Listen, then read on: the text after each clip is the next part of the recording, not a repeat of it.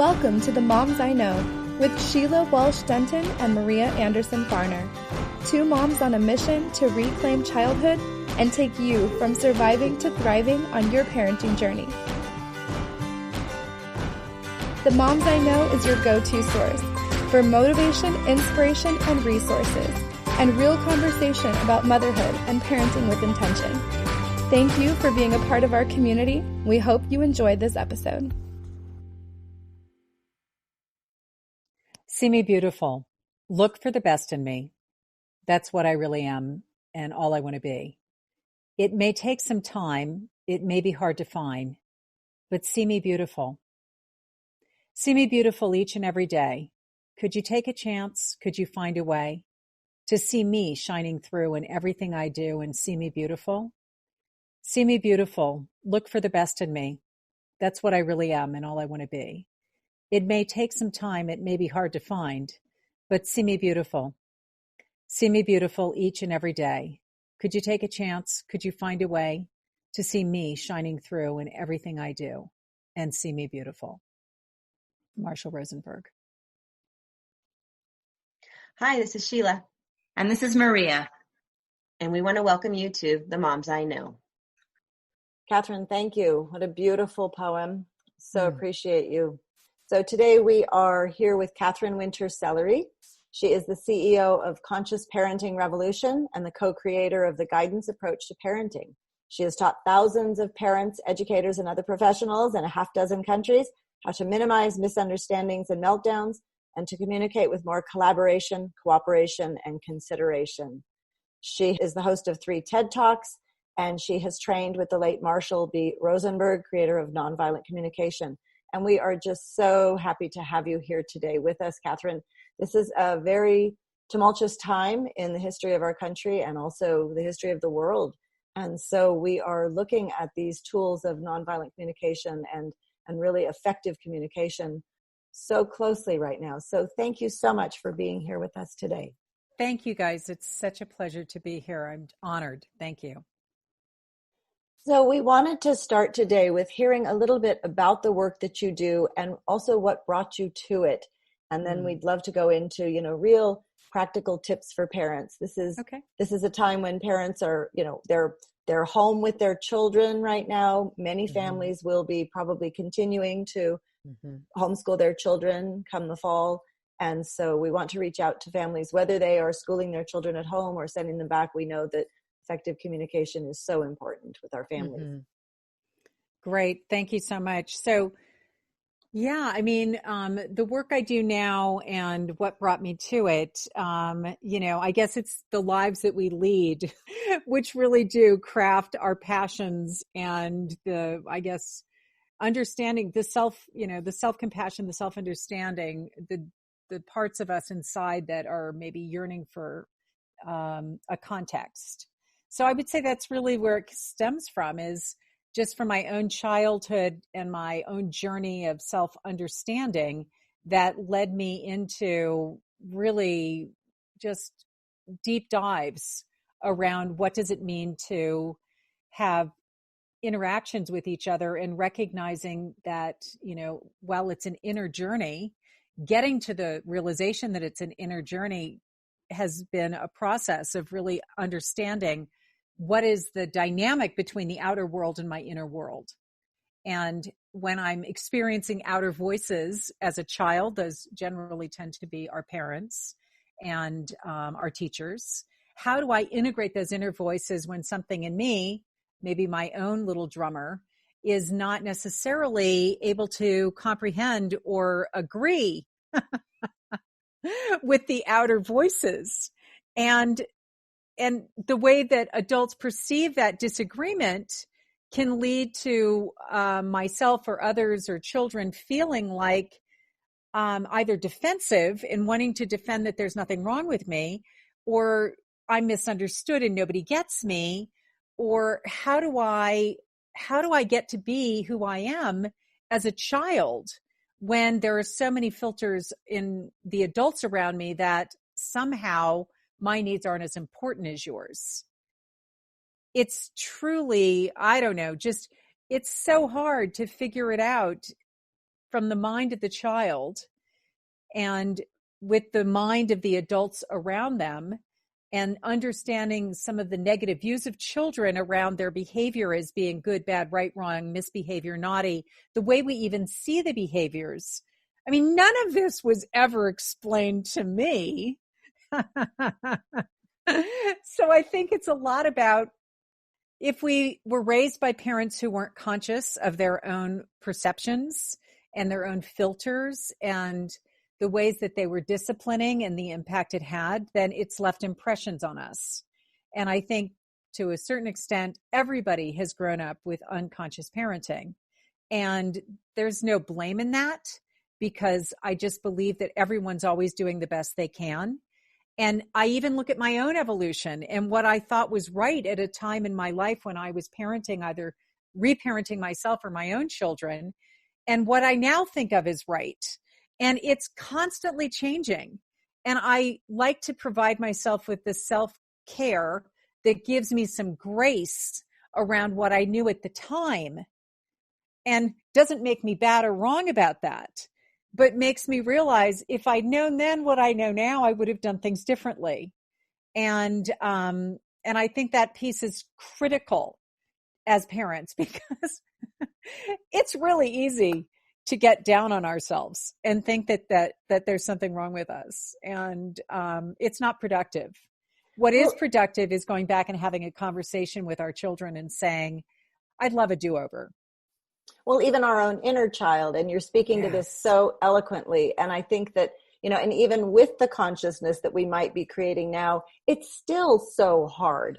And we still get triggered so easily by our significant other, or by our children's, or by society, or by what's going on in the world today. And, as we're recording this, we are in the midst of such turmoil, and parents are really, really stretched. So even the parents who are trying to raise their consciousness so much, it's just such a challenge. And so I really appreciate you talking about that, going back and saying, okay, can we have a do-over? So it is such a journey. And you have 2 children of your own with your husband. And so, we get to look at this and say, how did we do? What did we do right? What did we do wrong? And, I joke with my own children that, there's not always right or wrong. It's just, we are trying, like you said, to do the best we can.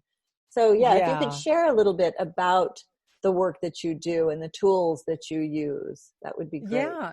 So I started the conscious parenting revolution around 20 years ago or so. And even that, of course, is an evolution, because, what I understood in terms of communication, and I would call myself an infant then. And really, I don't think of myself much more as an infant right now. You know how it is. The more you know, the less you know, right? So it's like, wow, now I really know I don't know a lot.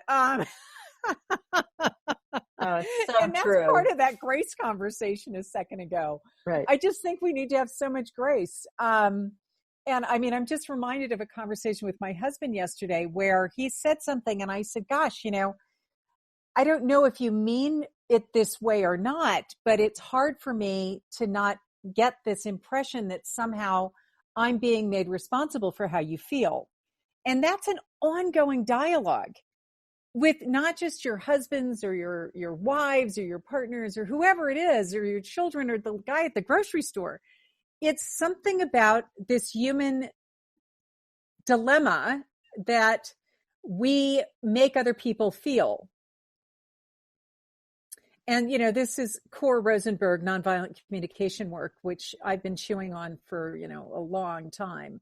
And it's that interplay between the outer world and my inner world, the inner world and my outer. I mean, this is just an ongoing conversation. What I love about the conversation we're having is that we're opening up the doorway for everybody who's listening, who I'm sure is in some connection with this never-ending inner outer experience, and how I express my inner world, which is not blaming someone else for it. And that blame consciousness about, the stimulus of my experience was this event, which you were part of. And so trying to have a conversation around the outer person's behavior and the impact it's having on my inner world, and how I want to be able to feel better inside. And how can I do that and communicate ways and strategies to do that without making you the person I'm blaming for it? These are very important conversations. And when we don't handle them well, we can activate what's known as retaliation, rebellion, and resistance. It's called the 3 R's. And Thomas Gordon was nominated for the Nobel Peace Prize 3 times around this research.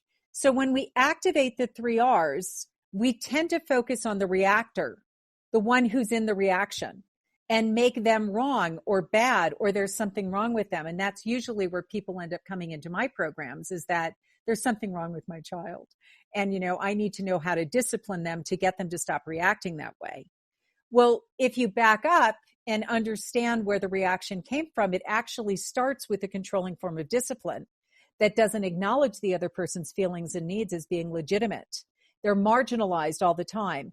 And we marginalize children's feelings and needs because there is a filter around the idea that they should be obedient and compliant. And the obedient and compliant, rewards and punishment, external locus of causality, all of that is what gives rise to the reactions. If you want to get rid of the reactions, work on yourself.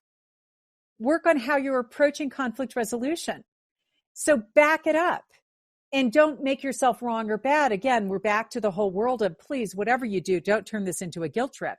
Turn it into a learning opportunity where you get to go, wow, this is what I grew up with. And so I'm simply looking at my models and living in a way that I was basically patterned to behave. And the consciousness part comes from us kind of rising up out of that saying, I wonder if this is just a belief that I have about children, a belief that I have about the way they're supposed to be with me. When we start to even question the beliefs, it's when we open up the door to possibility. And that's where we can begin to go, okay, I get it. I'm activating the 3 R's. I can change my approach to conflict resolution. I can change my approach to how I see children's behavior.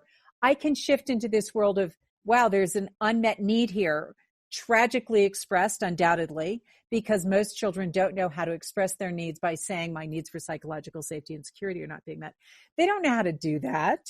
And so instead, we see it in these behaviors. And if we isolate the behaviors as bad and we want to punish them to get them to change it, we're living in the world that believes that if you make children miserable, that they're going to somehow shift, which generally what you do is you activate all these secondary problems. So we just back up to the simplicity of how I approach conflict.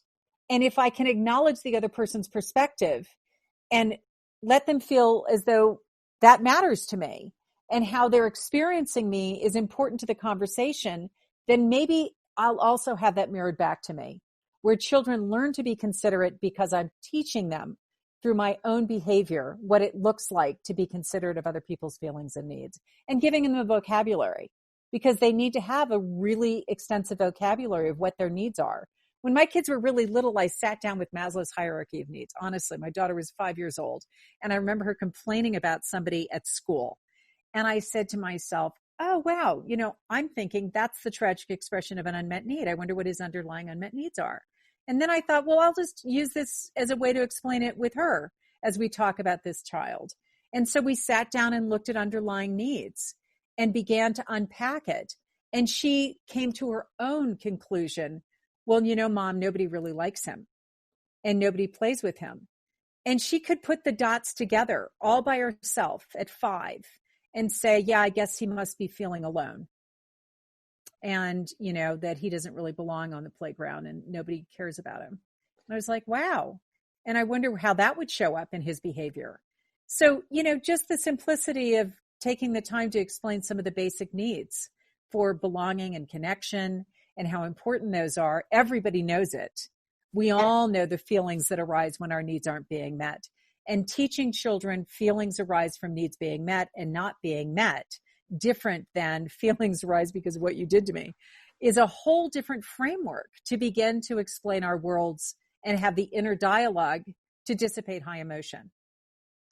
And these are such beautiful tools that you say, you can be teaching children.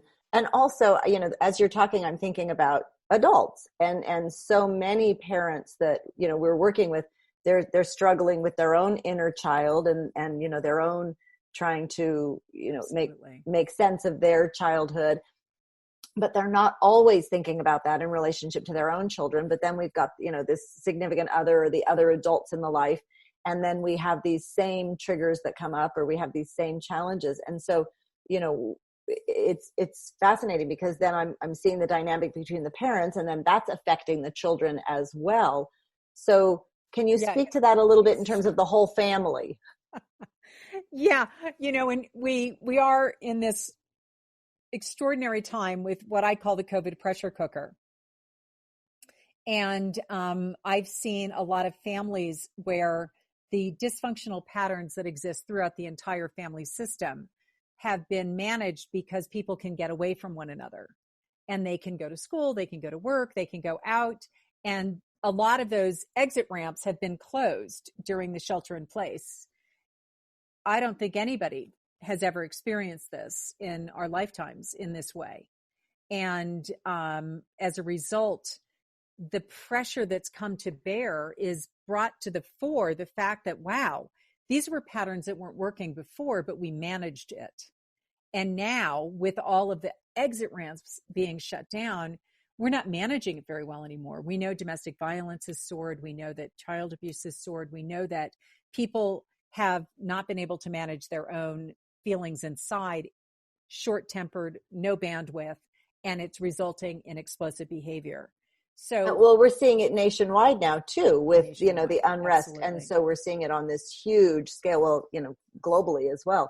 So it feels as if this is this perfect opportunity for us to really do the work and do the healing that we need. And so, this is what Sheila and I are trying to do, and I know you are as well, is trying to educate families around the work that needs to happen so that we can create this more peaceful world where people are truly communicating. So I feel as if, we're being thrust into this, and I the way you call it, the pressure cooker, but it is this chance for this grand awakening that we have to do this work if we're going to survive as a species. Completely agree. And I think that is the silver lining. And so some of the families that I'm working with right now, who are the ones that are looking at it as an opportunity. So they're looking at it as an opportunity to heal dynamics. And so some of the groups of families that I work with, we have like these two kids that aren't talking to each other. And this one who's really resentful of mom or dad for this reason or that reason, and a whole spectrum of age. Some of them have come home from college. Some of them came back from boarding school. Some of them are just home all the time anyway because they're younger. It's really a whole wide range. And now they're all back together in the house, and there's a lot of anger that hasn't been really opened up for healing and reconciliation. So I get to play a role as a mediator where I can just be with each child and the parents, acknowledging and listening to their side and modeling what that looks like, so that then I can facilitate all of everybody, and all of their sides and perspectives being heard and listened to and acknowledged. And as a mediator, what we really want to do is listen to this person's perspective in a deep way so they feel heard and understood, and then just check in that this person over here is hearing it as well. And then how is that, landing, and what's coming up for them? And, okay, let me, convey that, and being able to play this role in between, model it, and then help parents to be able to, going forward, not pick one who's right, who's good, one who's bad, who's wrong, one who needs to be rewarded, one who needs to be punished. And I found that, with your highly autonomous children, they want to be self-directed. And those are the ones who usually cause the most trouble, is that they're not going to just bow. And because they don't just bow, they become bad. And so I'm thinking of one family in particular where the eldest was the belonger and wanted to make everybody happy, the people pleaser. And then the next child in line is autonomous and wants to be acknowledged from their perspective and be self-directed, which is considered to be the bad one. And then the older one gets mad at the second one for not just behaving and doing what mom and dad want. And the second one gets upset because mom and dad aren't really checking in to find out, how are you doing? What were you thinking would be the best way to meet your needs? And consulting and playing a different role of honoring that the child has a sense of their own sense of things. And then the first one getting upset because he realizes, oh my God, I've been playing the good boy for so long. I've dismissed myself and I'm angry at them for not allowing my voice to be in the room. So these are really, these have been going on for decades. These are patterns that haven't just developed overnight with COVID. They existed for a long time. Now is the opportunity to create new ways of listening, connecting, and honoring everybody. From the youngest ages, we can listen to everyone's feelings and needs without getting into what the solutions are. But once everybody understands and acknowledges that everybody's feelings and needs are important and matter, it opens up a whole new gateway to problem solving and discussing all these possibilities. And collaborative problem solving really is the answer. It doesn't happen through this top-down approach, telling people what to do. It happens through listening. I'm trying to imagine my childhood with being mediated this way, with a parent coming and saying, well, tell me what you're feeling and how did this happen? And, that wasn't the way that we, and I had a pretty lovely family life, but there wasn't that honoring of each of us as individuals and what are our thoughts and feelings. And so another question that came up, and what a different world that would be if we could all have that. And so I wanted to ask, the work that you're doing now, you work individually with families, but also in groups. Is that correct? Mm-hmm. Yeah. So, historically, I've been running programs for, about 20 years, and the programs are group programs. And often when I was in Hong Kong for a lot of my life, I was working in school districts where they would bring me in as a guest presenter at back to school night or for coffee morning or something like that. And I would talk about nonviolent communication, and I would talk about the guidance approach, which focuses on teaching children to be considerate of their own needs as well as other people's, and to recognize that everybody matters. They matter as well as other people matter. And with that as the dialogue, it's not about teaching children to be obedient and compliant to authoritarian power over, power structure. And, growing, these kids are growing up in Asia, where I would say it's very much an authoritarian culture, and it is about do as you're told. So it was very countercultural. And at the same time, honestly, I don't think it's that different here in the US, that there still is this sense of because I said so. And because I'm your mother or I'm your father, there is, again, this idea that children should do as they're told. So part of what I want to help people understand is obedience and compliance is dangerous. Teaching children to do as they're told doesn't give them the ability to recognize and honor their inner voice, which is the most dangerous thing in the world that we can do, is to teach children to discount their sense of things. They have an internal guidance system which will protect them. It will help them to understand when they're in danger and how to flee. It will help them to know how to honor themselves. The last thing in the world we want to do is get them all confused about whether to listen to it. And that is what happens. And, children who have been silenced long enough and over time will never not want to say never, but it will be a journey for them to find their inner voice again and honor it without feeling like somehow they're bad or that they're doing is wrong. So this is where we deconstruct the existing system and understand that it's not about good behavior or getting kids to be stuffing what's going on inside of them because they're afraid. It's teaching them the skills to manage their internal world and their emotions. So this is what I do with groups. And then, of course, some people find that they need additional support. And so I work with families individually as well. But the consciousparentingrevolution.com is my website. Every Thursday, today, for example, I'll have 2 different webinars. One of them is at 1:00 and the other one is at 7:00 Denver time. And I just keep posting them week after week. I've been doing this for about 2 months now to get families some support. It's free. Come join. We talk about collaborative problem solving, feelings, needs, nonviolent communication, self-esteem, internal versus external locus of causality, our unconscious irrational beliefs about children and behavior, all of it all of it, so that we can begin to start putting the piece of the puzzle together differently and begin to see, oh, wow, if I make a little shift over here, it dramatically affects what I see as the harvest that I reap, because we're always sowing the seeds for the harvest that we reap. And when we're reaping harvests that we don't like, we go back to, did I sow the seed for this? And if I did, oh my gosh, I think I'll take that group of seeds out and put some new ones in and see what I now cultivate as my return cycle. And I mean, you can extrapolate this into society and what's going on in the world right now.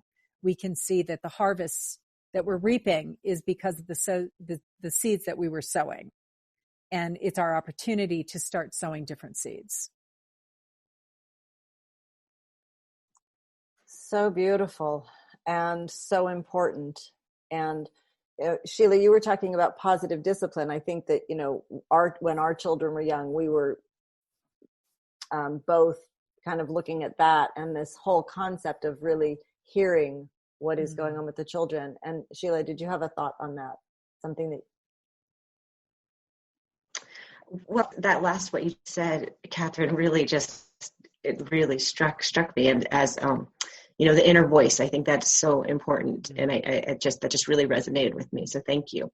But I just had a quick question, because this came up with me when my children were little, and I kind of see it now, and you kind of touched on it a little bit, but what can you say to those parents? And I kind of thinking of the mom specifically who is doing the work, and I'm trying to get away from the blame, but that the partner who is not on board, and so do you have anything that you can say to empower that mom to still be in her power, to hear her inner voice, and then yet with the part, what can you say to her to get her partner on the same page type thing, who's resistant to coming to the group talk, resistant to evolving?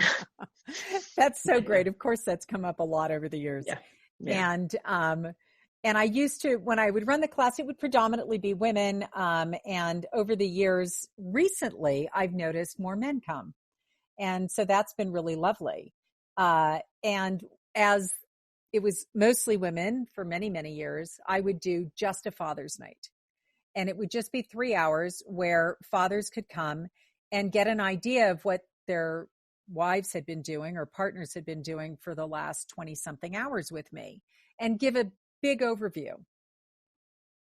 And it was so funny because, of course, women were using all their power to force their partner to go to the meeting. Yes, I did that too. Sent him to the Jane Nelson talks, and yeah. I love it. And of course, I'm getting a room full of guys because the wives stay home. They're like this, you guys are listening and not seeing, but my arms are crossed and my body language is very shut down. So I do what I would recommend everybody do when they encounter resistance, and we listen to the resistance. So it's all about listening to what's going on in the other person. And it would probably start with something like this. It seems like you think I'm criticizing you. And a lot of times that's how the men hear it. And if you hit the nail on the head, then of course the response to that is, yes, you're always telling me that, whatever I'm doing is wrong and you're the one who's always right. And then you would listen to it rather than put up what we call the roadblocks. You'd listen to it and say, okay, so from your perspective, it just sounds like I'm always coming down hard on you or making you wrong. Yes, I'm always the one who's wrong. You seem to think you're always, and now, I mean, you might feel like we're actually making some progress because I just keep listening to what's going on inside of them about feeling criticized, about feeling made to feel like they're wrong or bad, or that they have done something that they shouldn't have. And I mean, nobody likes to feel like that. So you can also have some empathy for that. Gosh, I'm so sorry. That must really be, hurtful to think that I'm always making you wrong or bad or criticized. And, the more you begin to really listen to what's going on inside of them, I bet you'll see them diffusing and eventually getting to a point where they might even be willing to listen to you, because somehow you're also going to interject in there. that's not what I meant to be saying to you. What I was really looking for was just, I'm hoping that we can do the best we can to create the deepest connections with our children and work with our kids in ways that we both feel like they feel heard. And I'm hoping that I can get better at listening to you so that you know what I mean. Thank you. That's good. It's a practice, and I think you have to just use grace as well. And yeah, listening. Whenever we want to lecture someone, that's a good clue that we're on the wrong track.